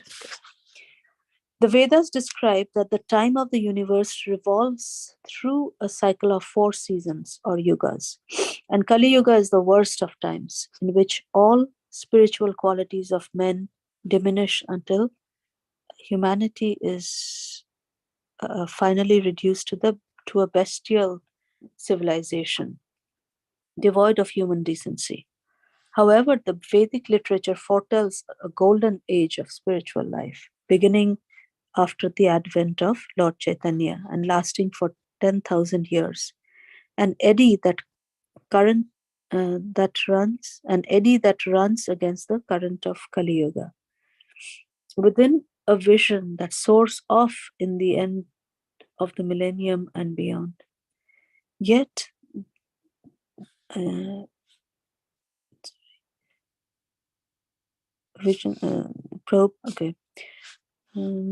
with a vision that soars off to the end of the millennium and beyond, yet with his 2 feet solidly on the ground of 2nd Avenue, Prabhupada has begun an international society for Krishna consciousness. He has many practical responsibilities, paying the rent, incorporating his society, and paving the way for a thriving worldwide congregation of devotees. He doesn't see his humble beginning as limiting the greater purpose of his divine mission. He knows that everything depends on Krishna, so whether he succeeds or fails is up to the Supreme. He has only to try. The purposes stated within ISKCON's article of incorporation revealed Prabhupada's thinking. They were 7 points, and similar to those given in the prospectus for the League of Devotees, he formed in Jhansi, India in 1953. His attempt had been unsuccessful, yet his purposes remained unchanged. 7 purposes of the International Society for Krishna Consciousness: to systematically propagate spiritual knowledge to society at large and to educate all people in the techniques of spiritual life, in order to check the balance of values in life and to achieve real unity and peace in the world. A. Now B. To propagate a consciousness of Krishna as if it revealed in the Bhagavad Gita and Srimad Bhagavatam.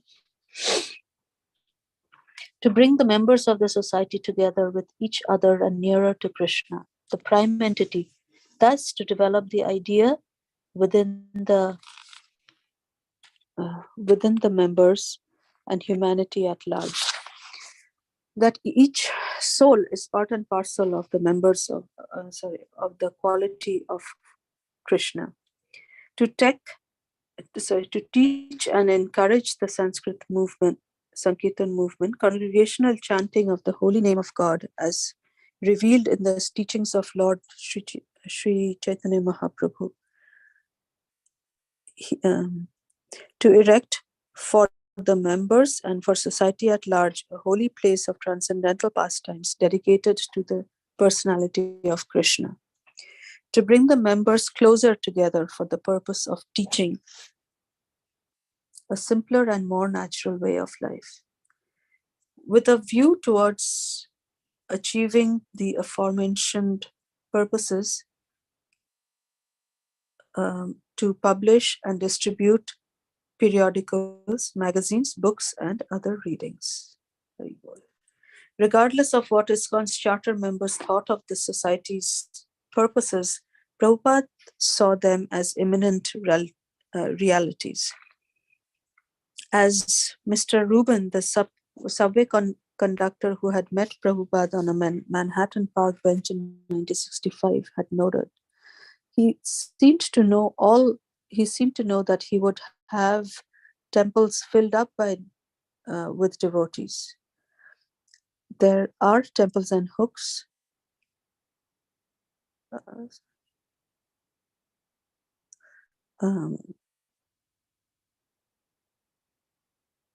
There are temples and books, he said. They are existing, they are here, but the time is separating us from them. The first purpose mentioned in the charter was propagation. Preaching was the word Prabhupada most often used. For him, preaching had a much broader significance than mere sermonizing. Preaching meant glorious, selfless adventures on behalf of the Supreme Lord. The Lord Chaitanya had preached by walking all over southern India and causing thousands of people to chant and dance with him in ecstasy. Lord Krishna had preached the Bhagavad Gita while standing with Arjuna in his chariot on the battlefield of Kurukshetra.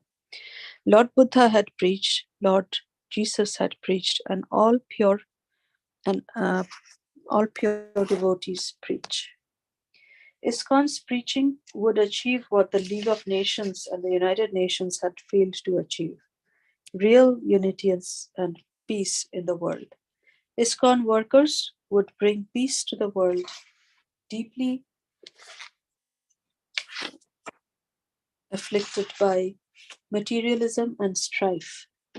They would systematically propagate spiritual knowledge. Knowledge is the sectarian science of God, is the non-sectarian science of God. It was not that a new religion was being born in July of 1966.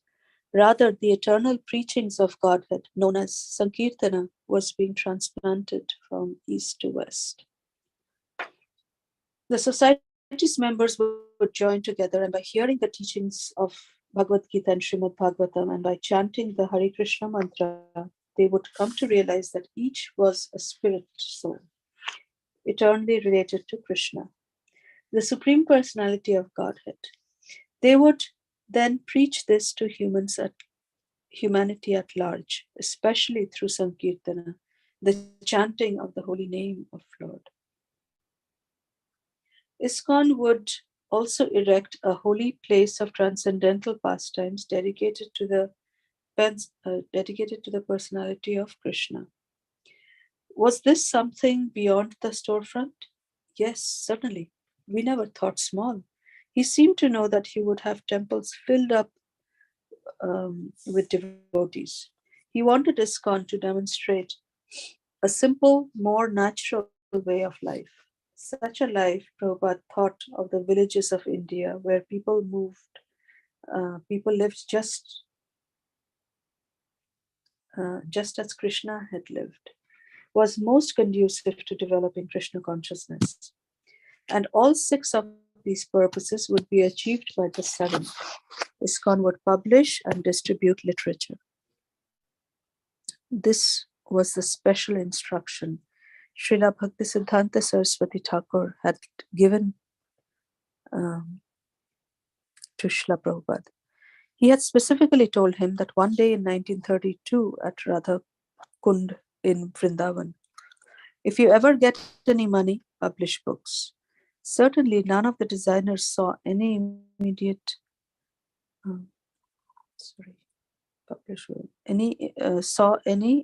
shape to the Swami's dreams. Yet these 7 purposes were not simply theistic rhetoric invented to convince a few New York State government officials. Prabhupada meant to enact every item in the charter. Of course, he was now working in extremely limited circumstances. The principal place of worship, located at 26 2nd Avenue in the city, county, and state of New York, was the sole headquarters for the International Society for Krishna Consciousness. Yet Prabhupada insisted that he was not living at 26 2nd Avenue, New York City. His vision was transcendental. His Guru Maharaj had gone out from the traditional holy places of spiritual meditation to preach in cities like Calcutta, Bombay, and Delhi.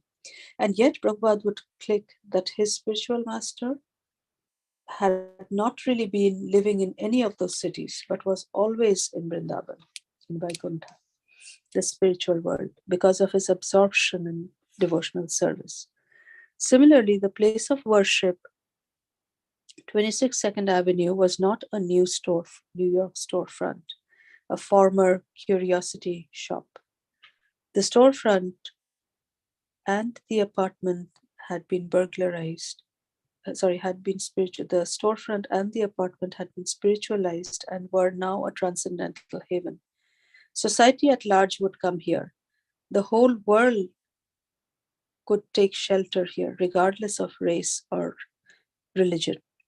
Plain, small, and impoverished as it were, Prabhupada regarded the storefront as a holy place of transcendental pastimes dedicated to the personality of Krishna. It was a world headquarters, a publishing house, and a sacred place of pilgrimage, and a center from which an army of devotees could issue forth and chant the holy names of God in all the streets in the world. The entire universe could receive Krishna consciousness from the International Society for Krishna Consciousness, which was just beginning here. In Keith, Prabhupada had a serious follower. Within a week of their meeting, Keith had moved out of the Mott Street apartment and was living with Prabhupada. He still dressed in his ragged denim shorts and t-shirt, but he began to do all Swami's shopping and cooking. Well, Mata, you want me to read? Yes, please. Yes, Mataji. I actually have to go to Patel for book distribution. Okay. So anybody else left? Anusha No, Mataji is here. Okay. Mataji, I can also read if you want, Banita Mataji. Yeah, Chandra Mataji, you can, Chintamani Mataji, you can go ahead with your distribution. Okay. Yeah, let me read a couple pages, then Mata, you can read. We'll finish this breaking ground chapter. But he began to do all the Swami shopping and cooking. While in India, Keith had learned some of the etiquette of reverence towards a holy man and the principle of discipleship. His friends watched him curiously as he decided dedicating himself to Swami. Keith, I saw that he was cooking. So I asked him if I could help, and he was very happy at the suggestion. The first couple of times he took me shopping, and after that, I mostly did it. He showed me how to make chapatis without the rolling pin by the pressing of the dough with the fingers. Every day he would make chapatis, rice, dal, and curries. So Keith became the dependable cook to housekeeper in Prabhupada's apartment. Meanwhile, at the Mart Street apartment, the roommates, the favorite topic of discussion was their relationship with the Swami. Everyone thought it was a serious relationship. They knew Swami was Guru, and when they heard that he would be giving daily classes at 6 a.m. up in his apartment, they were eager to attend.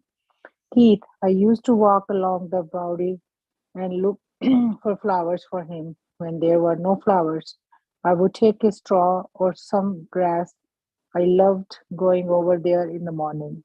Howard, I would walk very briskly over the Swamiji, chanting Hare Krishna, feeling better than ever before. Miraculously, the lower east side no longer looked drab. The sidewalks and the buildings seemed to sparkle in the early morning before the smog set in. The sky was red and golden. Chuck, I bought a few grapes and came to the door of the Swami. This was all new. Previously, I would always walk towards McDowell Street, towards Womia, ethnic New York, and now I was walking to the lower east side towards the business district, where there were no freaks, artists, or musicians, but simple street building. And somehow, outside the carnival atmosphere, there was the richest attraction for the senses and the heart. Howard, I would sing all the way to the foyer, then ring the buzzer marked A.C. Bhaktivedanta Swami, and the door would buzz and open, and I would walk through the hallway into the small patio and up to his small second floor apartment, tiptoeing quietly so as now to wake up the neighbors. Chuck, I came into the hall of his building, and there were many, many names printed on the plaque over the mailbox. I immediately found the name A.C. Bhaktivedanta Swami handwritten on the slip of torn paper, slipped into one of the slots. I rang the buzzer and waited. After a few minutes, the door buzzed loudly and entered through the security lock. I walked through the small garden into rear building and upstairs. Prabhupada held his classes for almost 2 months in the privacy of his room, the same room where he typed and talked to the guests. To Keith, it was not simply a class in philosophy, but a mystical experience for sweetness. Keith, the sound of his voice, the sun coming up. Would, we would chant for a few minutes, softly clapping hands, and Swamis would speak.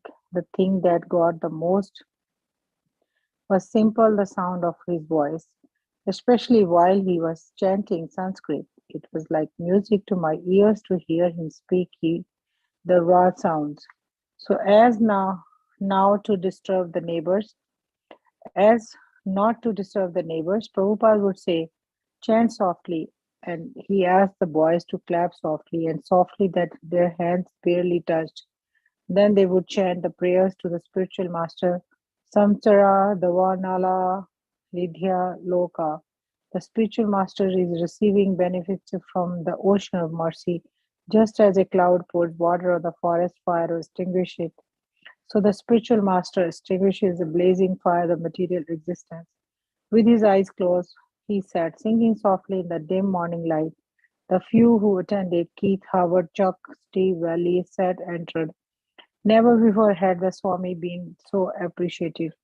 Chuck, the Swami was sitting there, and in the morning he would not look not shiny and brilliant, but very withdrawn. He looked as if he could sit like a stone, maybe forever. His eyes were only two tiny slits of glistening light. He took out his cymbals and played lightly on the edge. One, two, three, and he began to sing in a deep voice that was almost atonal in its intervals. It was a melody monotone that did not express happiness or sadness, a timeless chant that told no story. We chanted along with him as best we could, but several times Swamiji stopped and said softly, after about 30 minutes of chanting, we stopped. Then he opened his eyes wide and said, "We must chant softly because sometimes the neighbors are complaining." After singing, the Swami would give one of the boys a copy of Dr. Radha Krishna editions of Bhagavad Gita to read aloud from. He would correct their mispronunciations and then explain each verse. Because there were only a few people present, there was also ample time for everyone to discuss the philosophy. This class would sometimes run an hour and a half and cover 3 or 4 verses. Still, Swamiji mentioned that mangoes were the king of all fruit, and he even mentioned that they were not easily available in this country. It occurred to me that I could bring him mangoes. There was a store on First Avenue that always kept a stock of fresh mangoes in the cooler. I began to regular habit. Every day after getting off work, I would purchase one nice mango and bring it to Swamiji.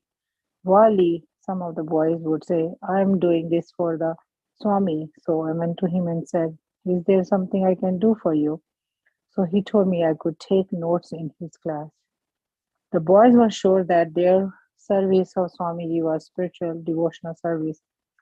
By serving the spiritual master who was a representative of Krishna, you are served Krishna directly. One morning, Prabhupada told Howard that he needed help in spreading the philosophy of Krishna consciousness. Howard wanted to help, so he offered to type the Swami's manuscript of Srimad Bhagavatam. Howard, the first verse read, "O the king," and naturally I wondered whether O was the king's name and the king stood in opposition. After some time, I figured out that "O king" was intended instead. I didn't make the correction without his permission. "Yes," he said, "change it then." I began to point out a few changes and inform him that if he wanted a could make a correction, that I had a master in English and taught last year Ohio State. "Oh yes," Swamiji said, "do it, put it nicely." He was giving them the idea of devotional service. The devotee may not be perfect at first, he said, but if he is engaged in service, once that service has begun, he can be purified. Service is always there in the material world or the spiritual. But service in the material world could not bring satisfaction of to the self only. Bhakti, purified service rendered to Krishna could do that. And the best way to serve Krishna was to serve the representative of Krishna. They picked it up quickly. It was something you could do easily. It was not difficult like meditation. It was activity. You did something, but you did it for Krishna. They had seen Swamiji respond to the Bauri bum who had come with a gift of toilet paper. Just see, Swamiji had said, "He is not in order," but he thought, "Let me give some service." But service had to be done voluntarily out of love, not by force. Wali, Swamiji once asked me, "Do you think you could wear the Vaishnava tilak when you are at the streets?" I said, "Well, I would feel funny doing it, but if you want me to do, I will." And the Swamiji said, "No, I don't ask you to do anything you don't want to do."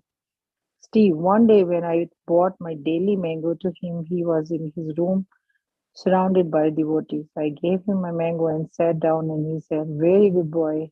The way he said it was as if were just a tiny little boy, made everyone in the room laugh and they felt foolish.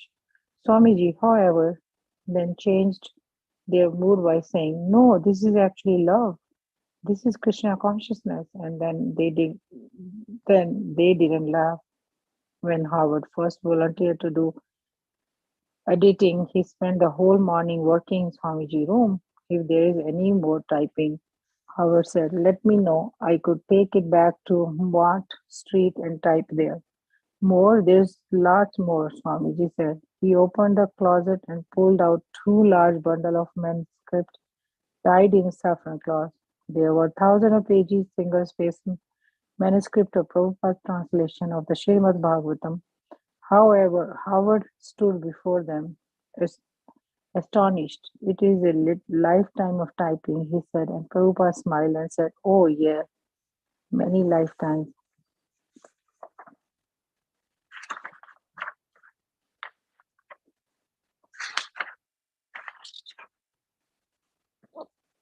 Mata, you want to continue? Yeah, sure, Mataji. Okay. Because of the Prabhupada's presence and the verse that he spoke there and the kirtans, everyone was already referring to the storefront as a temple.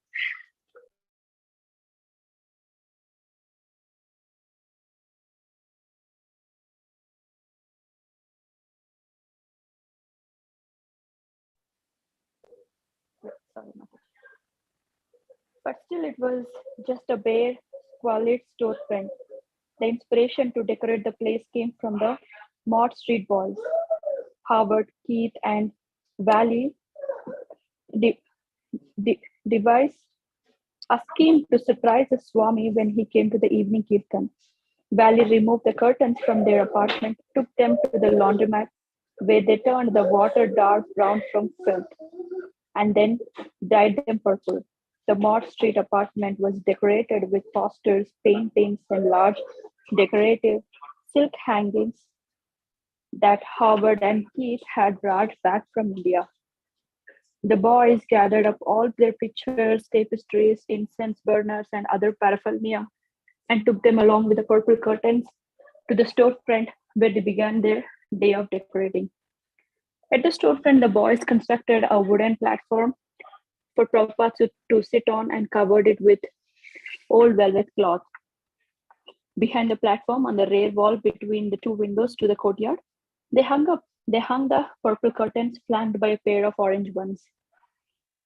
Against one orange panel just above Swamiji's sitting place, they hung a large original painting of Radha and Krishna, a circular canvas that James Green had done, dust jacket from his Srimad Bhagavatam with its crude Indian drawing as a model. The figures of Radha and Krishna were somewhat abstract, but the Lower East Side critics who frequented the storefront hailed the work as a wonderful achievement. Keith and Howard were less confident than Prabhupada would approve of their paintings and prints from India, so they hung them near the street side of the temple, away from Swamiji's seat. One of these prints, well known in India, was of Hanuman carrying a mountain to the sky to Lord Ramachandra. The boys had no idea what kind of being Hanuman was. They thought perhaps he was a cat because of the shape of his upper lip. Then there was a picture of a male person with 6 arms, 2 arms, painted greenish, held a bow and arrow. Another picture, bluish, held a flute, and the third pair, golden, held a stick and bowl. By late afternoon, they had covered the sitting platform, hung the curtains, tagged up the decorative silks and prints, and hung the paintings, and were decorating the dais with flowers and candlesticks. Someone brought a pillow for Swamiji to sit on and a faded cushion from an overstuffed chair for a backrest.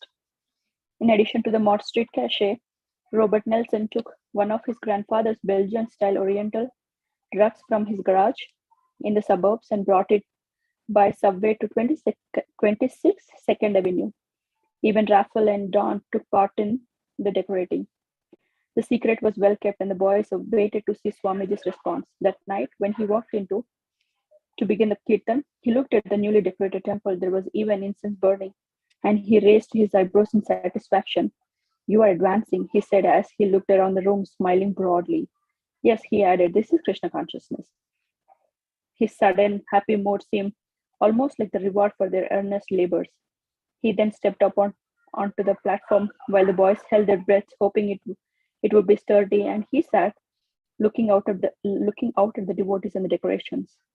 They had pleased him, but he now assumed a feature of extreme gravity, and though they knew he was certainly the same Swamiji, their tittering stuck in their throats and their happy glances to each other suddenly abated in uncertainty and nervousness. As they regarded Swamiji's gravity, the joy of their few moments before seemed suddenly childish. As a cloud quickly covers the sun like a dark shade, Prabhupada changed his mood from jolly to grave, and they spontaneously resolved to become equally grave and sober. He picked up the kartals and again smiled a ray of appreciation, and their hearts became back. The temple was still a tiny storefront with many hidden and unhidden cockroaches, a tilted floor, a poor lighting. But because many of the decorations were from India, it had an authentic atmosphere, especially with Swamiji present on the dais. A guest who entered was suddenly in a little Indian temple, my grand. I came one evening and all of a sudden there was carpets on the floor, pictures on the wall and paintings. Just all of a sudden it has blossomed and was full of people. I was amazed how in just a matter of days people had brought so many wonderful things. When I came that evening and saw how it had been decorated, then I wasn't so much worried that he was going to make it. I thought it was really beginning to take hold now. Prabhupada looked at his group of followers. He was moved by their offering him a seat of honor and their attempts at decorating Krishna's storefront. To see a devotee make an offering to Krishna was not new to him, new for him. But this was new. In New York, this horrible place, the seed of bhakti was growing, and naturally, as a gardener of that tender sprout, he was touched by Krishna's mercy. Glancing at the pictures on the wall, he said, "Tomorrow I will come look at the pictures and tell you which are good." The next day, Prabhupada came down to appraise the new artwork on display. One framed watercolor painting was of a man playing a drum while a girl danced. "This one is all right," he said. But another painting of a woman was more mundane, and he said, "No, this painting is not so good." He walked to the back of the temple, followed anxiously by Howard, Keith, and Wally. When he came upon the painting of the sixth some person, he said, "Oh, this is very nice. Who is it?" Wally asked. "This is Lord Chaitanya," Prabhupada replied. "Why does he have 6 arms?" "Because he showed himself to be both Rama and Krishna. These are the arms of Rama and these are the arms of Krishna." "What are the other arms?" Keith asked. "Those are the arms of a sannyasi." He went to the next picture. "This is also very nice. Who is it?" Howard asked. "This is Hanuman." "Is he a cat?" "No," Prabhupada replied. "He is a monkey." Hanuman is glorified in the scriptures Ramayana as the valiant, faithful servant of Lord Ramchandra. Millions of Indians worship the incarnation of Lord Rama and his servitor Hanuman, who exploits all perennially exhibited in theater, cinema, art, and temple worship. I'm not knowing who Hanuman was. The Mott Street boys were no less ignorant than the old ladies uptown who, when Prabhupada had asked whether any of them had seen a picture of Krishna, had all stayed blankly. The Lower East Side mystics did not know Hanuman from a cat, and they had brought back from their hashish version of India a picture of the Lord Chaitanya Mahaprabhu without even knowing who he was. Yet there was an important difference between these boys and the ladies uptown. The boys were serving Swamiji and chanting Hare Krishna. They were through with material life and the middle class work reward syndrome.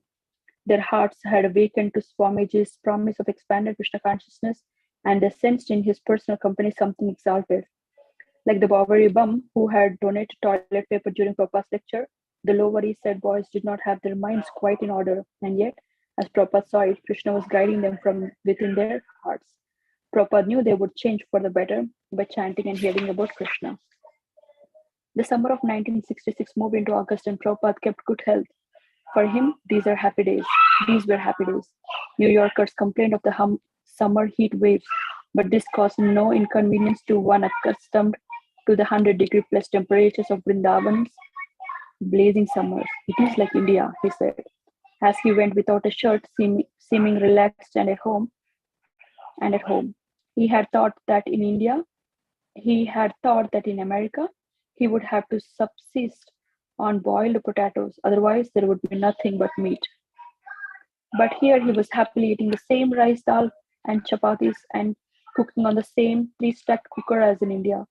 Work on the Srimad Bhagavatam had also gone on regularly since he had moved to the 2nd Avenue apartment. And now Krishna was bringing the sincere young men who were cooking, typing, hearing him regularly, chanting Hare Krishna and asking for more.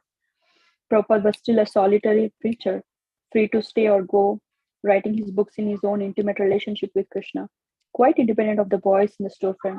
But now he had taken the International Society for Krishna Consciousness as his spiritual child.